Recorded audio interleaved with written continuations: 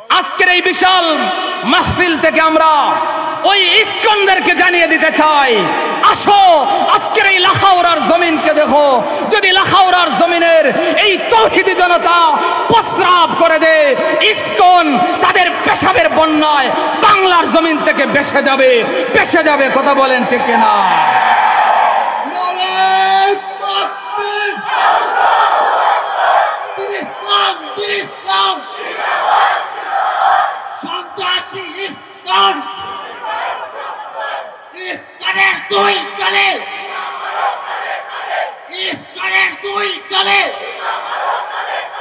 মুসলমান, এই জমিন শাহজালালের জমিন, এই জমিন শায়েখে কাতিয়ার জমিন, এই জমিন শায়েখে গহরপুরীর জমিন, এই জমিন ওলিয়া উলিয়ার জমিন। এই বাংলার জমিনে কোনো ইস্কন থাকতে পারবে না। কথা বলেন ঠিক কিনা?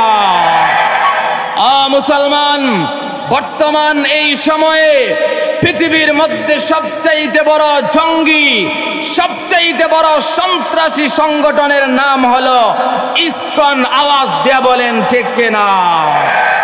যারা আমাদের অ্যাডভোকেট সাইফুল ইসলাম আলিফকে আদালত প্রাঙ্গণে হত্যা করেছে, যারা আমাদের মসজিদের খতিব মাওলানা মুহিবুল্লাহকে যারা গুম করে অপহরণ করে আবার বর্তমানে নাটক সাজিয়েছে তিনি নাকি একাই অপহরণ হয়েছিলেন।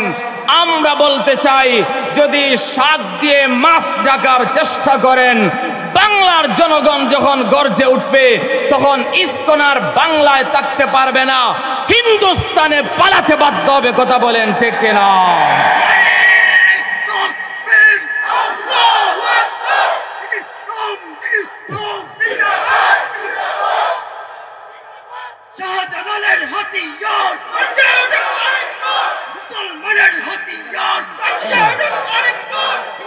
মুসলমান, আমরা স্পষ্ট জানিয়ে দিতে চাই, এটা ভারত নয়, এটা হলো বাংলাদেশ। কথা বলেন ঠিক কিনা? আমরা স্পষ্ট জানিয়ে দিতে চাই, এটা দাদা বাবুর দেশ নয়, এটা হলো মুসলমানের দেশ। কথা বলেন ঠিক কিনা? বাংলাদেশের হিন্দু ভাইদেরকে বলতে চাই, আপনারা বাংলাদেশ সরকারের সব সুবিধা ভোগ করেন, আমাদের কোনো অসুবিধা নাই। তবে আপনারা যদি ওই জঙ্গি সংগঠন ইস্কনের দালালি করতে যান, তাহলে আমরা আপনাদেরকেও ছাড় দিব না। কথা বলেন ঠিক কিনা? মুসলমান, আমাদের উলামায়ে কেরামদেরকে জঙ্গির ট্যাগ লাগানো হয়। বিগত 16 বছর যাবত আমাদেরকে বহু ট্যাগ লাগানো হয়েছে, আমাদেরকে জঙ্গি বলা হয়েছে, বিনা অপরাধে আমাদেরকে জেল জুলুম দেওয়া হয়েছে।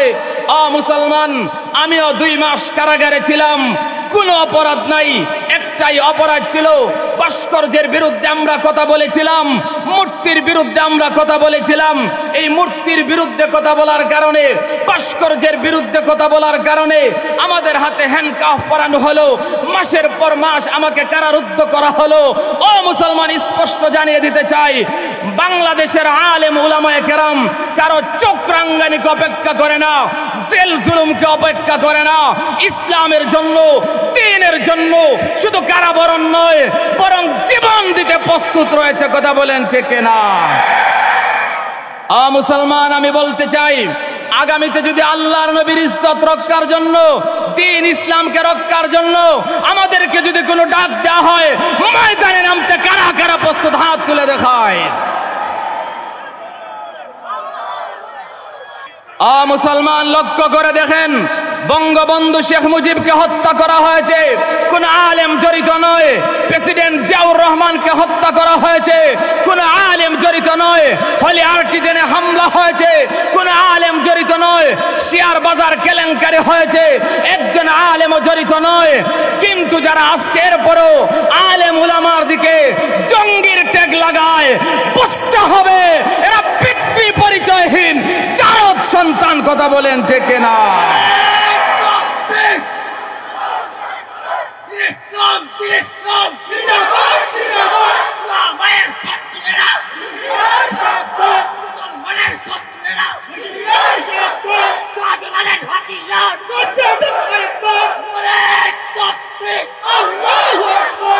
মুসলমান, স্পষ্ট বলে দিতে চাই, আমাদের দল ভিন্ন হতে পারে, আমাদের পীর ভিন্ন হতে পারেন, আমাদের খানকা ভিন্ন হতে পারেন, কিন্তু আমরা সবাই এক আল্লাহর বান্দা, এক নবীর উম্মত। কথা বলেন ঠিক কিনা? খাবারের সময় হাতের 5 আঙ্গুল যেইভাবে ভিন্ন ভিন্ন থাকলেও খাবার মুখে তুলতে যখন এক হয়ে যায়, ঐক্যবদ্ধ হয়ে যায়, ঠিক তদ্রূপভাবে ঈমান রক্ষার জন্য, দেশ রক্ষার জন্য, মুসলমানদের তাহজিব এবং তামাদ্দুনকে রক্ষার জন্য যদি আমরা ভিন্ন পীরের মুরিদ হতে পারি, ভিন্ন খানকা থাকতে পারে, ভিন্ন মাসলাক হতে পারে, ভিন্ন রাজনৈতিক প্ল্যাটফর্ম হতে পারে, কিন্তু ইসলামের জন্য, দ্বীনের জন্য, আল্লাহর নবীর ইজ্জতের জন্য আমরা প্রয়োজনে ঐক্যবদ্ধ হয়ে যাব, ঐক্যবদ্ধ হয়ে যাব। কথা বলেন ঠিক না? মুসলমান, একের পর এক ফিতনা, একের পর এক ফিতনা আমার এই বাংলাদেশে দেখা দিচ্ছে। আপনারা জানেন এই বাংলাদেশে আরেকটা বড় ফিতনা কাদিয়ানীদের ফিতনা। কথা বলেন ঠিক না? আমরা সকলেই জানি আমাদের নবী শেষ নবী, নাকি কোনো সন্দেহ আছে? আজকের এই বিশাল জনসভা, বিশাল মাহফিলে আমি আপনাদেরকে প্রশ্ন করতে চাই, আমাদের নবী যে শেষ নবী, এতে যদি কারো সন্দেহ থাকে একটু দাঁড়ায়া বলেন যে আমি এতে দ্বিমত। আমার মনে হয় একজন মানুষও খুঁজে পাওয়া যাবে না। কথা বলেন ঠিক না? কারণ আল্লাহ কোরআনে বলেছেন, মা কানা মুহাম্মাদুন আবা আহাদিম মির রিজালিকুম ওয়ালাকিন রাসূলুল্লাহি ওয়া খাতামান নবিয়্যিন। আল্লাহ রাব্বুল আলামিন বলেন, আর মুহাম্মদ তোমাদের মধ্যে তিনি কোনো পুরুষের পিতা নয়, বরং তিনি হলেন আল্লাহর নবী এবং সর্বশেষ রাসূল। ওরে মুসলমান, নবীজি হাদিসের মধ্যে বলেন, আনা খাতামুন নবিয়্যিন লা নাবিয়্যা বাদি। আল্লাহর নবী বলেন, আমি হলাম শেষ নবী, আমার পরে আর এই পৃথিবীতে কোনো নবী আসবে না, আমার পরে এই পৃথিবীতে আর কোনো নবী জন্ম নেবেন না। ওরে মুসলমান, আল্লাহর নবী হাদিসের মধ্যে আরো বলেন, ইন্নার রিসালাতা ওয়ান নবুওয়াতা কাদ ইনকাতাত ফালা রাসূলা বাদি ওয়ালা নাবিয়্যা। আল্লাহর নবী বলেন, নিশ্চয় নবুয়ত এবং রিসালতকে আমি বিশ্ব নবীর মাধ্যমে পরিপূর্ণ করে দেওয়া হয়েছে। নবুয়তের দরজা বন্ধ করে দেওয়া হয়েছে, নবুয়তের দরজাকে আল্লাহ মোহর মেরে দিয়েছেন। আর কিয়ামত পর্যন্ত এই পৃথিবীতে কোনো নবী আসবেন না। জোরে বলেন ঠিক না? অতএব আমার আপনার নবীর পরে এই পৃথিবীতে যদি কোনো কুলাঙ্গার নবুয়তের দাবি করে, সে নবী না কাফের। আরো জোরে বলেন, নবী না কাফের? ওরে মুসলমান, আমার আপনার নবীর পরে যদি নবুয়তি দাবি করে, নবী হতে পারে না, বরং কাফির হয়ে যাবে। মুসাইলামাতুল কাজ্জাব নবুয়তি দাবি করেছিল, সিদ্দিক আকবর তার বিরুদ্ধে জিহাদ করেছেন। এইভাবে মির্জা গোলাম আহমদ কাদিয়ানী ভারতবর্ষের মধ্যে সে নিজেকে নবী দাবি করেছিল। নিজেকে যখন নবী দাবি করলো, এমনি তখন ভারতবর্ষের উলামায়ে কেরাম তাকে কাফির ফতোয়া দিলেন। ওরে মুসলমান, আমি আপনাদেরকে বলতে চাই, মির্জা গোলাম আহমদ কাদিয়ানী যে কাফের, এতে কি কোনো সন্দেহ আছে না? সে নিশ্চিত কাফের। অতএব এই মির্জা গোলাম আহমদ কাদিয়ানীকে যারা কাফের মানবে না, তারাও কাফের। কথা বলেন ঠিক না? ও মুসলমান, আমরা বলতে চাই, এই বাংলার জমিনে হিন্দু থাকতে পারে, তার হিন্দুত্বের পরিচয় দিয়ে আমাদের কোনো অসুবিধা নাই। বৌদ্ধ থাকতে পারে, তার ধর্মের পরিচয় দিয়ে কোনো অসুবিধা নাই। খ্রিস্টান থাকতে পারে, তার পরিচয় দিয়ে অসুবিধা নাই। তার আইডেন্টি কার্ডে, তার পাসপোর্টের মধ্যে তার নির্ধারিত ধর্মের নাম থাকবে, সে দেশের সব সুবিধা ভোগ করবে, আমাদের কোনো অসুবিধা নাই। কিন্তু আমাদের প্রশ্ন হলো, এক জায়গায় মুসলমান নাম ধারণ করে কোনো কাদিয়ানী এই বাংলার জমিনে থাকতে পারে না। কথা বলেন ঠিক না? এই বাংলার জমিনে কাদিয়ানীদেরকে কাফের ঘোষণা করতে হবে। আমাদের আকাবিরিনগণ কাদিয়ানীদেরকে কাফের ঘোষণা করার জন্য আন্দোলন করে গেছেন। আমির হেফাজত শাইখুল ইসলাম আল্লামা শাহ আহমদ শফি রহমতুল্লাহি আলাইহি জীবনের অন্তিম মুহূর্তে এসে পীর সাহেব মধুপুরীকে দায়িত্ব দিয়েছিলেন যে বাংলাদেশে আমি তো আমার মৃত্যুর সময় হয়ে গেছে, তোমরা কাদিয়ানীদেরকে কাফির ঘোষণার জন্য আন্দোলন চালিয়ে যাবে।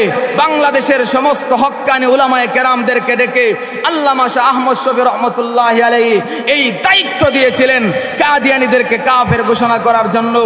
এই জন্য আগামী 15ই নভেম্বর পীর সাহেব মধুপুরীর ডাকে সারা বাংলা থেকে লক্ষ লক্ষ তৌহিদি জনতা ঢাকার সুহরাওয়ার্দী উদ্যানে সমবেত হবে কাদিয়ানীদেরকে কাফের ঘোষণা করার জন্য।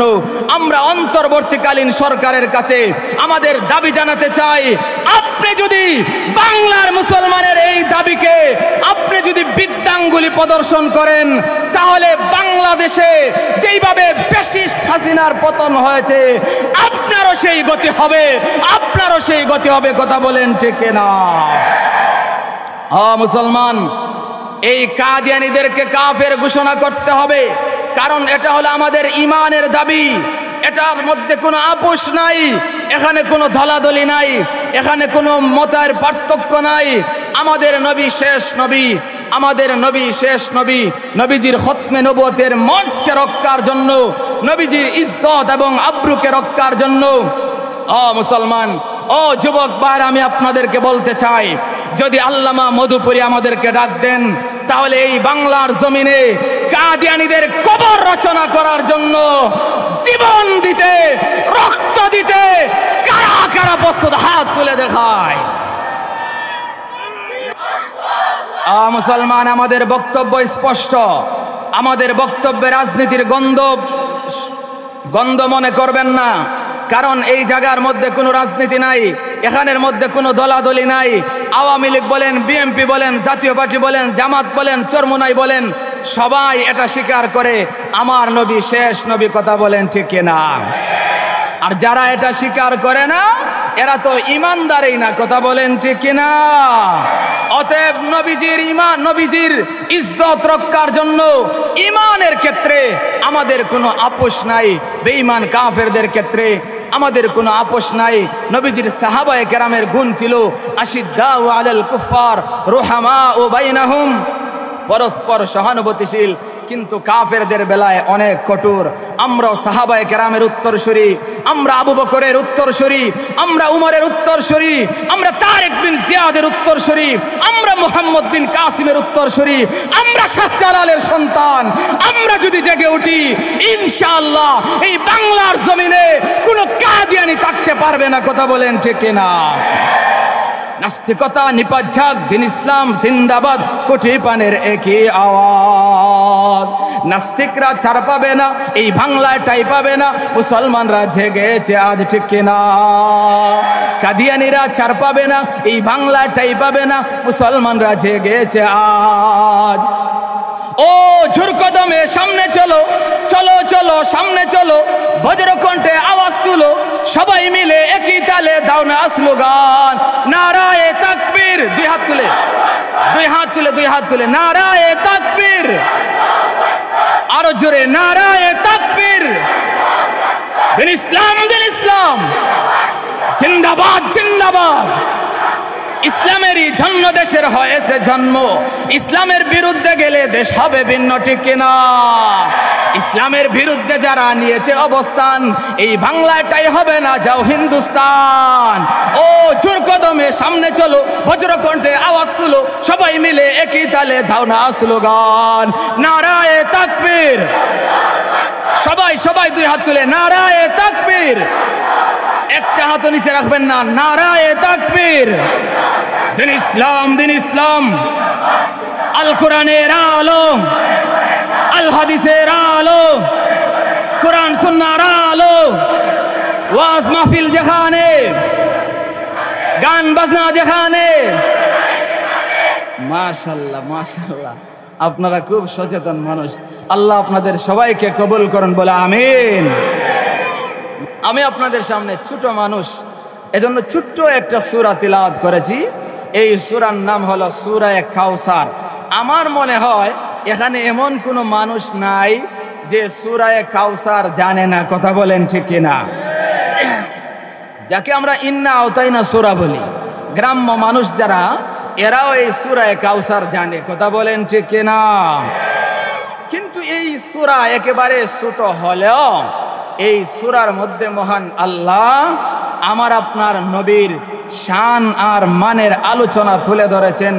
এত বিশদ আলোচনা এই সূরার মধ্যে রয়েছে যে এই সূরার তাফসীর যদি ঘন্টার পর ঘন্টা করা হয়, এরপরও সূরা কাউসারের আলোচনা শেষ হবে না। জোরে বলেন সুবহানাল্লাহ। সূরার আলোচনার আগে আমাদেরকে বুঝতে হবে এই সূরাটা কেন নাজিল হলো, যাকে মুফাসসিরিনে কেরামের পরিভাষায় সববে নুজুল বা শানে নুজুল বলা হয়। আমরা সকলেই জানি আমার আপনার নবী বিশ্ব নবীকে আল্লাহ ছেলেও দিয়েছিলেন, মেয়েও দিয়েছিলেন, কথা বলেন ঠিক না? কিন্তু আল্লাহ ছেলেদেরকে নিয়ে গেলেন, মেয়েদেরকে এই দুনিয়াতে রাখলেন। প্রশ্ন হলো ছেলেদেরকে কেন নিয়ে গেলেন? আচ্ছা, এদিকে এত আওয়াজ কেন? সবাই একটু আওয়াজ কমান, সবাই আওয়াজটা একটু কমিয়ে রাখেন। ছেলেদেরকে নিয়ে গেলেন, মেয়েদেরকে জীবিত রাখলেন। নিয়ে গেলেন কেন? নিয়ে যাওয়ার কারণ হলো, যদি নবীজির ছেলেরা এই দুনিয়াতে থাকেন, তাহলে ওনাদেরকে যদি নবুয়তি না দেওয়া হয়, তখনও বেঈমান কাফেররা বলবে যে এই ইব্রাহিম নবী উনার ছেলে নবী, ইসমাইল এই ইয়াকুব নবী উনার ছেলে ইউসুফ নবী, এইভাবে সবাই এহিয়া নবী উনার ছেলে জাকারিয়া নবী উনার ছেলে এহিয়া নবী, কিন্তু মুহাম্মদ নবী উনার ছেলে নবী না। তাহলে মুহাম্মদ মনে হয় আসলে সত্যিকারের নবী না। এই জন্য আল্লাহ তাআলা নবীজির ছেলেদেরকে নিয়ে গেলেন। নবীজির ছেলেরা যখন চলে গেলেন, এমনি বেঈমান কাফেররা আমার আপনার নবীকে বলতে লাগলো আবতার, অর্থাৎ আমাদের গ্রাম্য ভাষায় বলে আটকুরা। জোরে বলেন নাউজুবিল্লাহ। ও মুসলমান, আমার আপনার নবীকে যখন বেঈমান কাফেররা, বিশেষ করে একটা কুখ্যাত কাফের যার নাম ছিল আস ইবনে ওয়াইল, এই আস ইবনে ওয়াইলের সামনে যখন ওই নবীজির আলোচনা হতো, আস ইবনে ওয়াইল বলতো, আরে মুহাম্মদের কথা বাদ দেও, মুহাম্মদের তো কোনো সন্তান নাই, মুহাম্মদ যখন মারা যাবে তার নাম নেওয়ার মতো কেউ থাকবে না, তার আলোচনার জমিনে বাকি থাকবে না, মুহাম্মদ নিয়ে টেনশনের কোনো কারণ নাই। এই কথাগুলি যখন বলতে লাগলো, মহান আল্লাহ রব্বুল আলামিনের কষ্ট লাগলো। আল্লাহ তাআলা জিবরাইলের মাধ্যমে আমার নবীর উপর সূরা কাউসার নাজিল করলেন। জোরে বলেন সুবহানাল্লাহ। আল্লাহ বলেন ইন্না আ'তাইনাকাল কাউসার। আল্লাহ রাব্বুল আলামিন বলেন, ওগো নবীজি, মক্কার বেঈমান কাফেররা, বিশেষ করে আস ইবনে ওয়াইল আপনাকে আবতার বলে গালি দেয়, নির্বংশ বলে গালি দেয়। ওগো নবীজি, না না না, আপনি নির্বংশ না, আপনি আবতার না। ওগো নবীজি, আপনি মনের মধ্যে কষ্ট পাইবেন না, আপনি মনে কষ্ট নেবেন না। আমি আল্লাহ আপনাকে কাউসার দান করলাম। জোরে বলেন সুবহানাল্লাহ। আল্লাহর নবী সাহাবায়ে কেরামকে বলেন, ও সাহাবায়ে কেরাম, আতাদরুনা মাল কাউসার, তোমরা কি জানো কাউসার কাকে বলা হয়? কাউসার কি? সাহাবায়ে কেরাম বলেন, আল্লাহু ওয়া রাসূলুহু আ'লাম, আল্লাহ এবং তার রাসূল ভালো জানেন।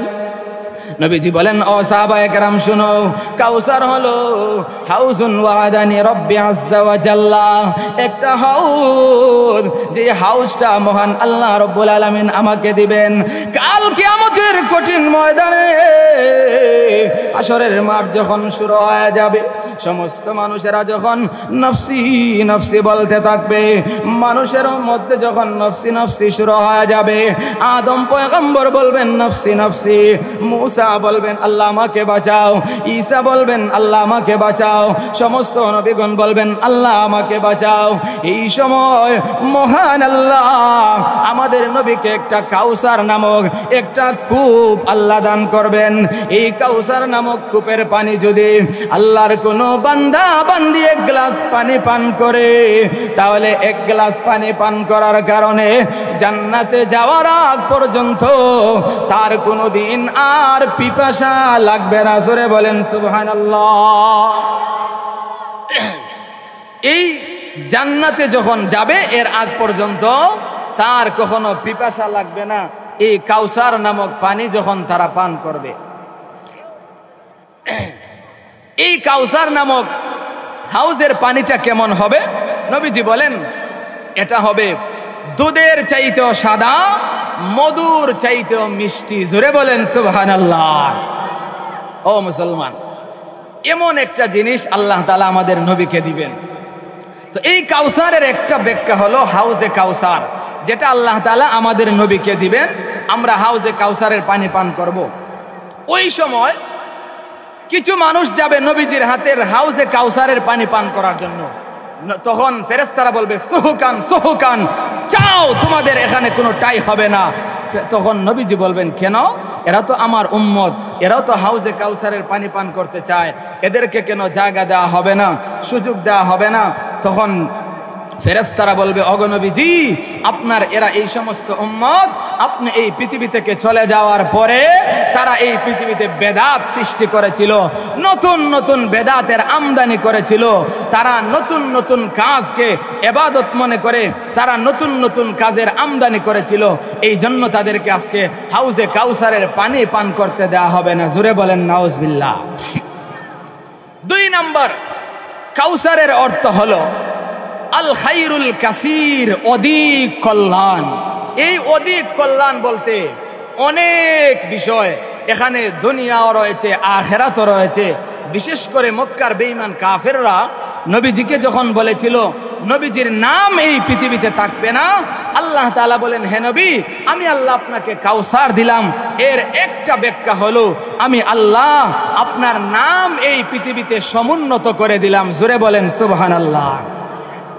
ওয়ারাফা'না লাকা যিকরাক, আল্লাহ রাব্বুল আলামিন বলেন ওগো নবীজি, আমি আল্লাহ আপনার শান মানকে সমুন্নত করে দিলাম। এই পৃথিবীর জমিনে আমি আল্লাহ বুলন্দিত করে দিলাম। ওগো নবীজি, মক্কার বেঈমান কাফেররা বিশেষ করে আস ইবনে ওয়াইল বলেছিল আপনি যখন মারা যাবেন আপনার নাম নেয়ার মতো কোনো মানুষ আর এই পৃথিবীতে থাকবে না, কেউ আপনার নাম নিবে না। ওগো নবীজি, আমি আল্লাহ আপনার নামটাকে এমনভাবে সমুন্নত করে দিলাম। এই পৃথিবীর জমিনে বৈজ্ঞানিকরা গবেষণা করেছেন একটা নাম সবচেয়ে বেশি উচ্চারিত হয়, সেটা হলো মুহাম্মাদুর রাসূলুল্লাহর নাম। কিভাবে ওই নামটা বেশি উচ্চারিত হয়? কারণ এই পৃথিবীর জমিনে প্রতিটা সেকেন্ডে সেকেন্ডে আজানের আওয়াজ হয়। জোরে বলেন ঠিক কিনা?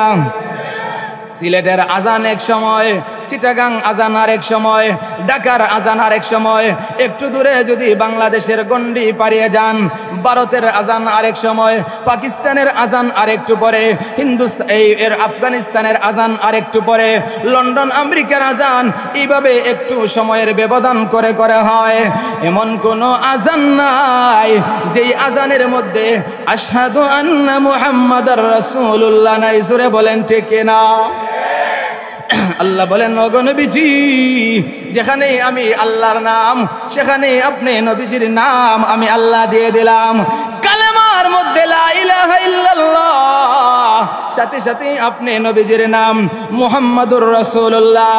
আজানের মধ্যে আশহাদু আল্লা ইলাহা ইল্লাল্লাহ, সাথে সাথে আপনি নবীজির নাম আশহাদু আন্না মুহাম্মাদার রাসূলুল্লাহ। ওগো নবীজি, শুধু তাই নয়, আমি আল্লাহ আপনার নামটাকে এই পৃথিবীতে এমনভাবে সমুন্নত করে দিলাম। কোরআনের মধ্যে আমি আল্লাহ আপনার নাম দিয়ে দিলাম মুহাম্মাদুর রাসূলুল্লাহ। কোরআনের মধ্যে আপনার নাম মুহাম্মাদুর রাসূলুল্লাহ দিয়ে দিলাম। এই কোরআন কিয়ামত পর্যন্ত থাকবে, কারণ আল্লাহ কোরআন নাযিল করেছেন এবং কোরআনের হেফাজত করবেন আল্লাহ। ইন্না নাহনু নাযালনা যিকরা ওয়া ইন্না লাহু লাহাফিজুন। আল্লাহ রাব্বুল আলামিন বলেন আমি আল্লাহ কোরআন নাযিল করেছি, আবার ওই কোরআনের হেফাজতের জিম্মাদারি, সংরক্ষণের দায়িত্ব আমি আল্লাহ নিজেই নিয়েছি। সূরা বলেন সুবহানাল্লাহ। ওরে মুসলমান, কোরআন থাকবে কিয়ামত পর্যন্ত, কোরআনের মধ্যে নবীজির নামও থাকবে কিয়ামত পর্যন্ত। ছোট ছোট বাচ্চারা, হাফেজে কোরআন যারা, এশাতুল উলুম লাখাউরা মাদ্রাসার ছাত্র যারা, তাদের পক্ষে কোরআনকে ধারণ করে, সিনার মধ্যে গোটা কোরআনকে তারা ধারণ করে, এই কোরআনের মধ্যে নবীজির নাম আছে, কোরআন কিয়ামত পর্যন্ত থাকবে, আমার আপনার নবীজির নামও কিয়ামত পর্যন্ত থাকবে। জোরে বলেন সুবহানাল্লাহ। যেখানে আল্লাহর নাম সেখানেই নবীজির নাম। আল্লাহ বলেন, ওগো নবীজি, আমি আল্লাহ রুবুবিয়ত যেখান পর্যন্ত, আমি আল্লাহ আসমানের রব, আপনি নবী আসমানের নবী, আমি আল্লাহ জমিনের রব, আপনি নবী জমিনের নবী, আমি আল্লাহ পাহাড়ের রব, আপনি নবী পাহাড়ের নবী, আমি আল্লাহ মানুষের রব, আপনি নবী মানুষের নবী, আমি আল্লাহ জিন ফিরিস্তা সবগুলোর রব, আপনি নবীজিও তাদের জন্য নবী। जहाँ तक है रबूबियत खुदा की, जहाँ तक है रबूबियत खुदा की, वहाँ तक है नबूवत मुस्तफा की। যেখান পর্যন্ত আমার আপনার আল্লাহর রুবুবিয়ত, আল্লাহর রাজত্ব যতক্ষণ, নবীজির নবুয়ত চলবে ততক্ষণ। ওরে মুসলমান, আল্লাহ রব্বুল আলামিন নবীজির শান আর মানকে আল্লাহ এই পৃথিবীর জমিনে বুলন্ডিত করে দিলেন। আল্লাহ নবীজির নামের আওয়াজকে এই পৃথিবীতে এমন ভাবে উচ্চারণ করে দিলেন, নবীজির নাম কিয়ামত পর্যন্ত যারা লেখক তারা লিখতে থাকবে, যারা বক্তা আলোচনা করতে থাকবে, যারা নামাজ পড়বে নামাজের মধ্যে নবীজির নাম নিতে থাকবে, সর্ব অবস্থায় নবীজির নাম নিতে থাকবে। নবীজির নাম যেখানেই আল্লাহর নাম থাকবে সেখানেই নবীজির নাম থাকবে। কবি চমৎকার বলেন, তাকবীর মে কলমা মে নামা জৌমে আযামে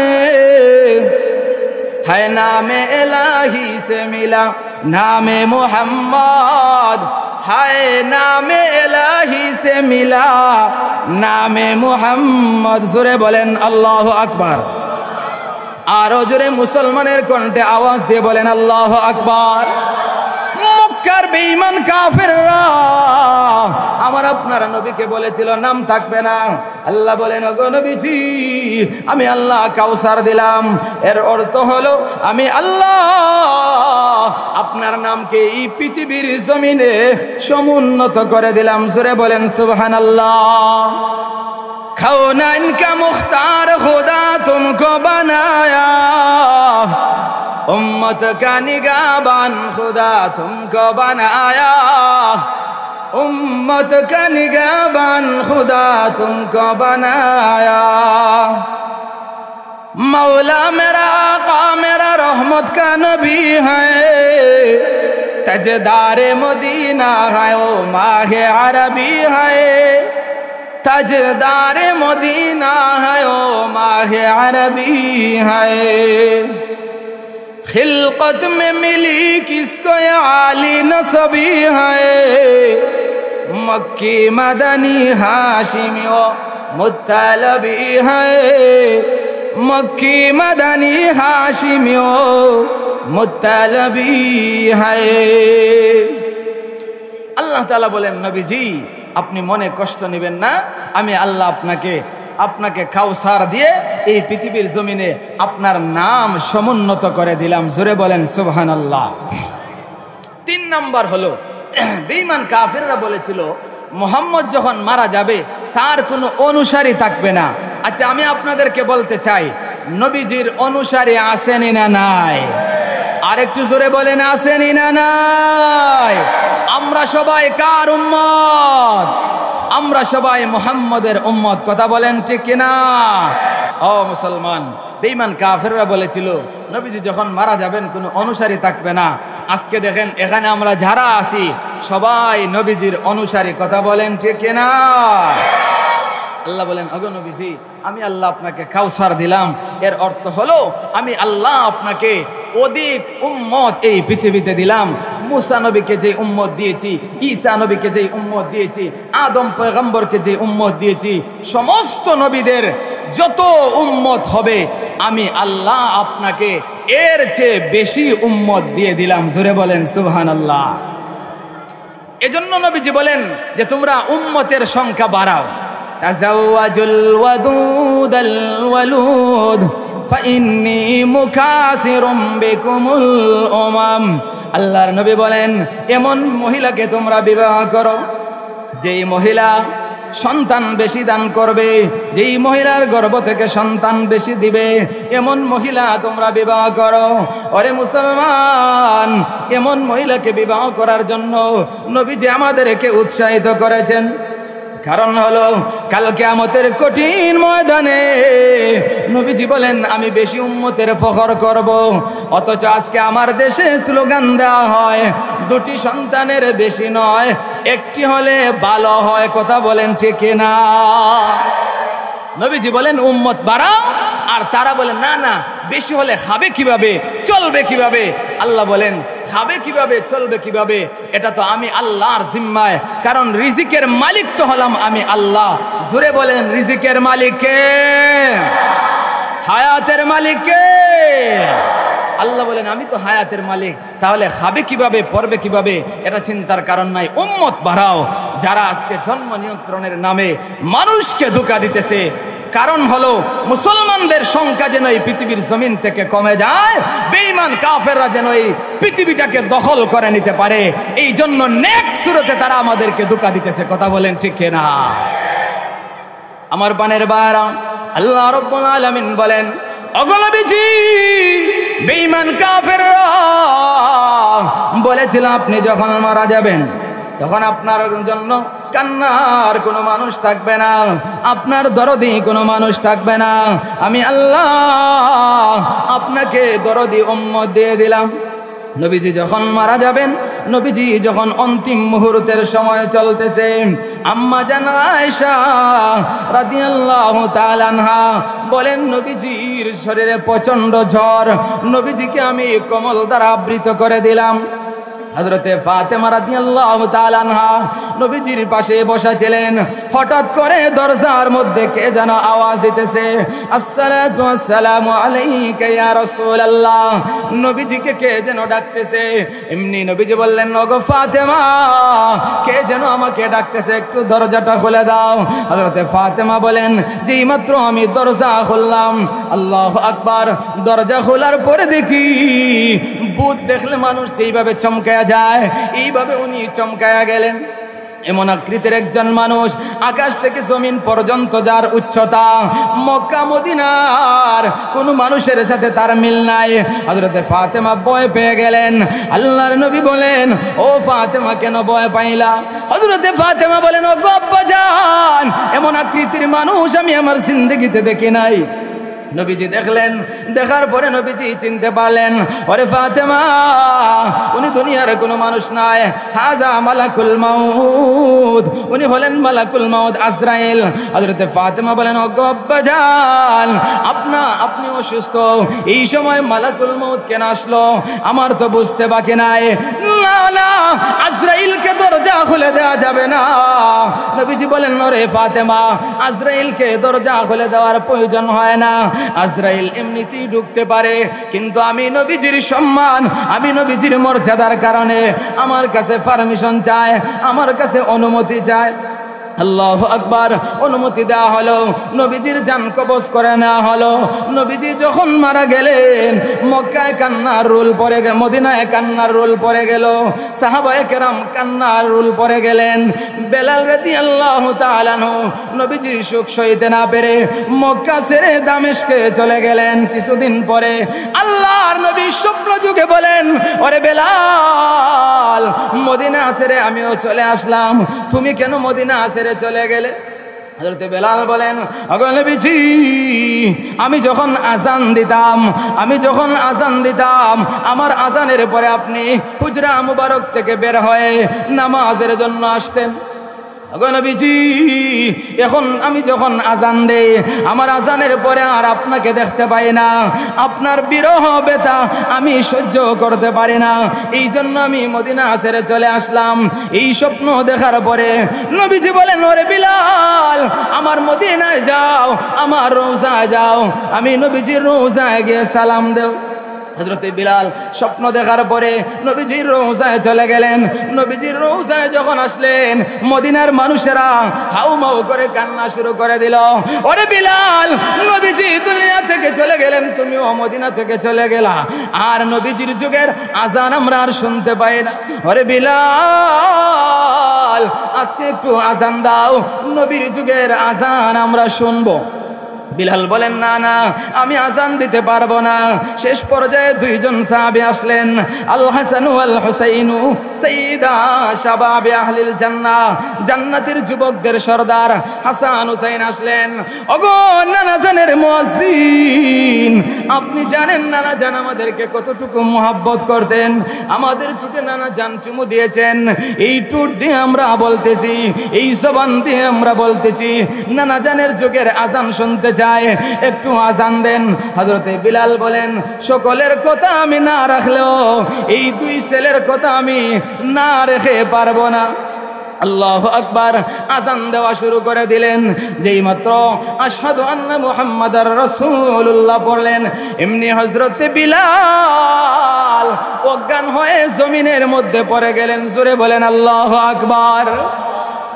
बिलाल तेरा नाम से इस्लाम रहेगा, दुनियाए मुअज्जिन में तेरा नाम रहेगा, दुनियाए मुअज्जिन में तेरा नाम रहेगा, सिद्दीक तेरा नाम से इस्लाम रहेगा, दुनियाए सदाकत में तेरा नाम रहेगा, दुनियाए सदाकत में तेरा नाम रहेगा, उमर तेरा नाम से इस्लाम रहेगा, दुनियाए अदालत में तेरा नाम रहेगा, दुनियाए अदालत में तेरा नाम रहेगा, उस्मान तेरा नाम से इस्लाम रहेगा, दुनियाए सखावत में तेरा नाम रहेगा, दुनियाए सखावत में तेरा नाम रहेगा, आली तेरा नाम से इस्लाम रहेगा, दुनियाए शुजाअत में तेरा नाम रहेगा, दुनियाए शुजाअत में तेरा नाम रहेगा। सुरे बोलें अल्लाहु अकबर। अरे मुसलमान, हजरते बिलाल अज्ञान হয়ে গেলেন। এমন ভাবে নবীজির প্রতি সাহাবীদের দরদ ছিল। নবীজি উহুদের যুদ্ধের সময় খবর রটে গেল, নবীজি নাকি মারা গেছেন। আদ কুতিলা মুহাম্মদ, মুহাম্মদুর রাসূলুল্লাহকে শহীদ করা হয়েছে। এমনি সাহাবায়ে কেরাম পাগল পারা হয়ে গেলেন। একজন মহিলা দৌড় শুরু করে দিলেন নবীজির খবরের জন্য। রাস্তার মধ্যে মানুষেরা বলে, মহিলা গো, তুমি কোথায় যাও? তোমার ছেলে শহীদ হয়ে গেছে। মহিলা বলে, ছেলে শহীদ হোক, অসুবিধা নাই, নবীর খবর বলো। এমনি ভাবে আরেকটু সামনে যখন গেল, আরেকজন বলতে লাগলো, ওগো আল্লাহর বান্দি, আপনার তো স্বামী মারা গেছে। মহিলা বলে, স্বামী মারা গেছে, স্বামী শহীদ হয়ে গেছে, এতে কোনো অসুবিধা নাই, নবীজির খবর বলো। আর একটু দূরে যখন গেল, এমনি আরেকজন বলল, ওগো মহিলা, তোমার ভাই মারা গেছে, শহীদ হয়ে গেছে। উনি বলেন, অসুবিধা নাই, আমি শহীদের বোন হব, নবীজির খবর বলেন। এইভাবে যাইতে যাইতে উহুদের প্রান্তরে গিয়া নবীজিকে যখন অক্ষত অবস্থায়, জীবিত অবস্থায় দেখতে পেলেন, আল্লাহর বান্দী বলতে লাগলেন, ওগো নবীজি, আমি আমার সন্তান, আমার স্বামী, আমার ভাইয়ের শাহাদতের সংবাদ শুনেও এই পরিমাণ আমি দুঃখিত হয় নাই, কষ্ট অনুভব হয় নাই, যেই পরিমাণ আপনার শাহাদতের খবর শুনে আমি দুঃখ পরাক্রান্ত হৃদয় নিয়ে পর্যন্ত এসেছি। ওগো নবীজি, আল্লাহর কসম করে বলি, এই মুহূর্তে আপনার চেহারায় আনোয়ার দেখার সাথে সাথে আমার সকল দুঃখ কষ্ট মাটি হয়ে গেছে। জোরে বলেন সুবহানাল্লাহ। कौनन का मुख्तार खुदा तुमको बनाया, उम्मत का निगाहबान खुदा तुमको बनाया, उम्मत का निगाहबान खुदा तुमको बनाया, मौला मेरा आका मेरा रहमान का नबी है, ताजदारे मदीना है ओ तुम अरबी है, ताजदारे मदीना है ओ तुम अरबी है।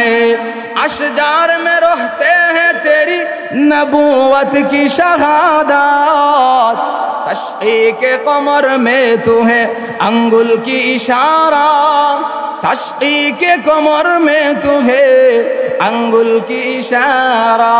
मैं तालिब मौला हूँ मेरा इश्क निराला, के जुमला जहाँ जिनकी तजल्ली से उजाला, के जुमला जहाँ जिनकी तजल्ली से उजाला। सुरे बोलेन अल्लाहु আকবার।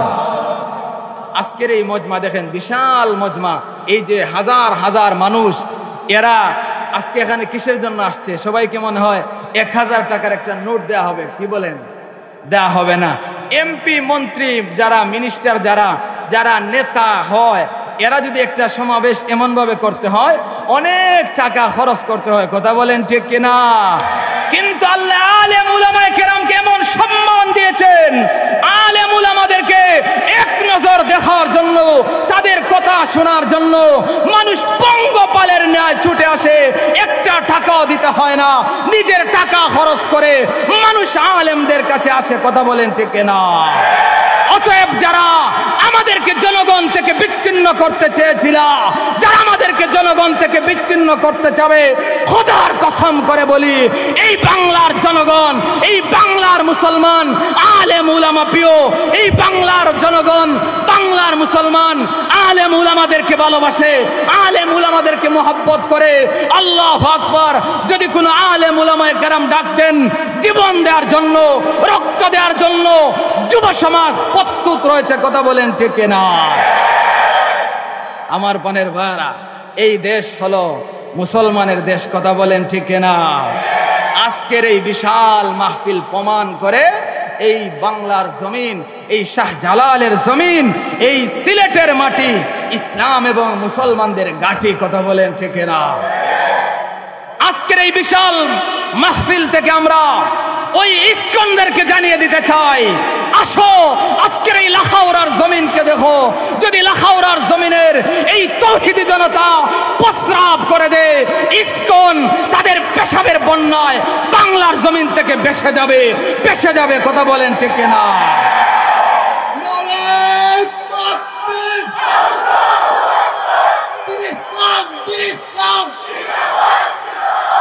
সন্ত্রাসী ইস্কন, ইস্কনের দুই তলে, ইস্কনের দুই তলে